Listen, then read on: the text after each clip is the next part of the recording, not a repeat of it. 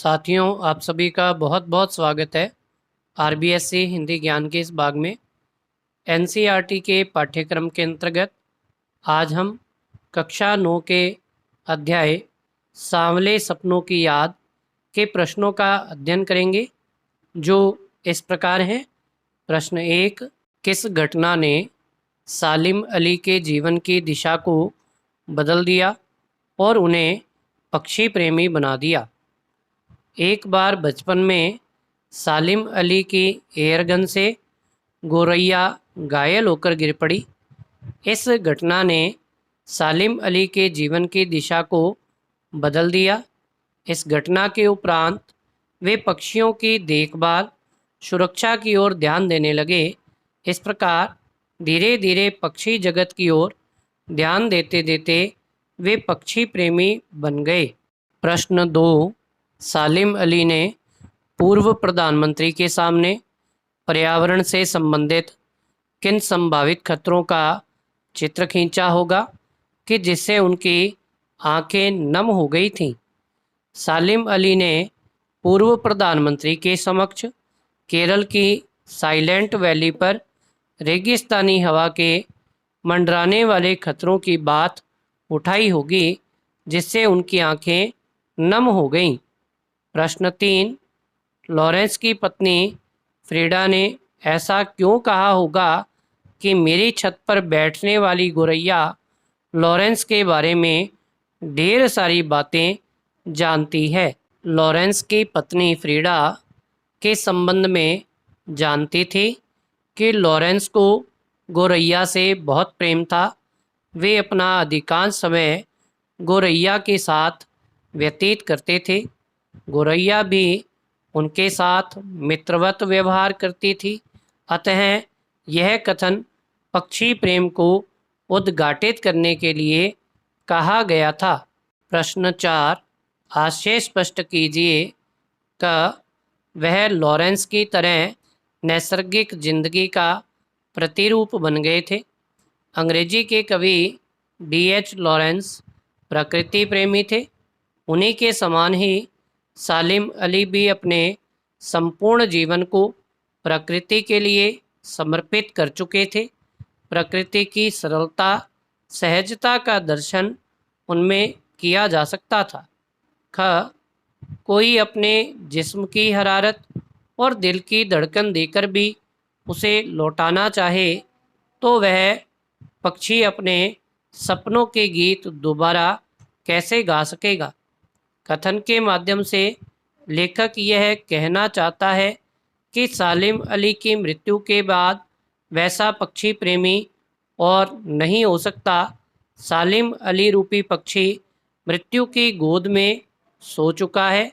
अतः अब अगर कोई अपने दिल की धड़कन उसके दिल में भी भर दे और अपने शरीर की हलचल उसके शरीर में प्रवाहित कर दे, तो भी वह पुनः वैसा नहीं हो सकता, क्योंकि उसके सपने अपने ही शरीर और अपनी ही धड़कन से जन्मे थे।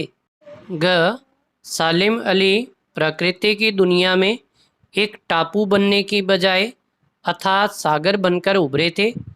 कथन का आशय यह है कि सालिम अली ने एक टापू की भांति अर्थात एक छोटे से क्षेत्र में अपनी खोज को संजोने का प्रयास नहीं किया।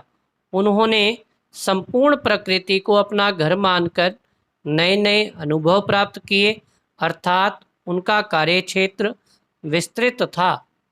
प्रश्न 5, इस पाठ के आधार पर लेखक की भाषा शैली की 4 विशेषताएं बताइए। सांवले सपनों की याद के आधार पर लेखक की भाषा शैली की विशेषताएं इस प्रकार हैं। पहला, विभिन्न भाषाओं के शब्दों का प्रयोग। अध्याय के माध्यम से लेखक ने उर्दू, संस्कृत, देशज एवं विदेशी भाषा के शब्दों का प्रयोग किया है, जैसे जिंदगी, खूबसूरत, हुजूम, सफ़र, तमाम, आखिरी, खुद। दूसरी विशेषता है जटिल वाक्य। लेखक द्वारा कहीं कहीं जटिल वाक्यों का प्रयोग भी किया गया है। यथा सुनहरे परिंदों के खूबसूरत पंखों पर सवार सांवले सपनों का एक हुजूम मौत के खामोश वादी की तरफ अग्रसर है। अलंकारों का प्रयोग। लेखक द्वारा कहीं कहीं उपमा रूपक अलंकार का प्रयोग किया गया है, जैसे अब तो वो उस वन पक्षी की तरह प्रकृति में विलीन हो रहा है। रूपक अलंकार। सालिम अली प्रकृति की दुनिया में एक टापू बनने की बजाय अथाह सागर बनकर उभरे हैं। उपमा अलंकार। चौथी विशेषता, भावों के अनुरूप भाषा का प्रयोग। अध्याय में भावों के अनुरूप भाषा का प्रयोग देखने को मिलता है, जैसे आज सालिम अली नहीं है। प्रश्न 6, इस पाठ में लेखक ने सालिम अली के व्यक्तित्व का जो चित्र खींचा उसे अपने शब्दों में लिखिए। सालिम अली प्रकृति प्रेमी थे। उनका पक्षियों से विशेष लगाव था। लेखक ने उनके संबंध में कहा भी है कि उन जैसा बर्ड वाचर शायद ही कोई हो। वे हमेशा आँखों या गले में दूरबीन लटकाए रहते थे।